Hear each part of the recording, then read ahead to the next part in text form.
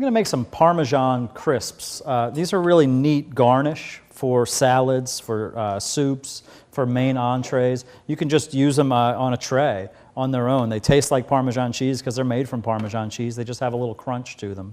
They're so incredibly simple to make.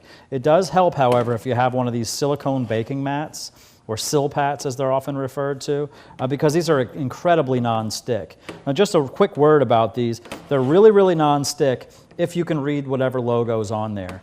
They're the opposite of non-stick if you can't. So you want to make sure you have it right side up. The other thing is a little bit about the care of these, and that's that you don't want to spray them with any oil.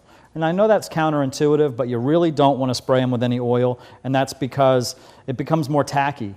The oil that's not touched by food actually will bake on and become more tacky in the oven. And to clean these, it's very simple, just like you would anything else in the dishwasher with mild detergent and warm water.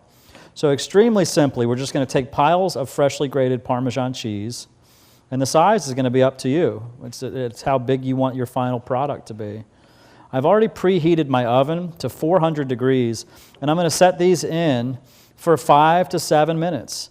And you'll know that they're done because they'll flatten out a little bit, they'll darken in color a little, and they'll start to bubble. So here we have an extremely simple start to a pretty neat garnish here. I'm going to pop these in the oven in 5 to 7 minutes. We'll pull them back out.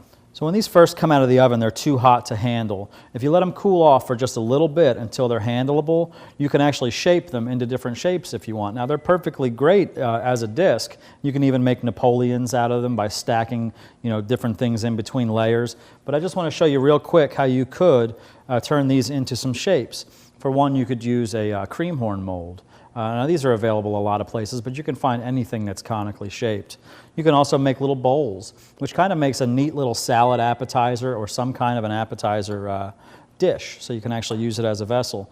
So while these are still warm, they're malleable, but once they cool off, you're not going to be able to do this. So this is something you kind of have to do quickly if you do want to shape them.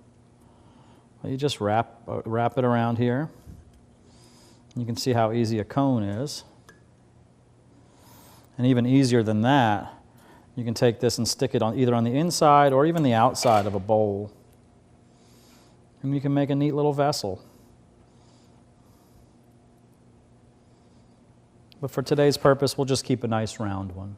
So as you can see, something incredibly simple can add a lot of texture and flavor to a dish, but not only that, a little bit of a nice, beautiful garnish to finish it off. So here you have a puff pastry filled with spinach and goat cheese, topped off with a little Parmesan tuile.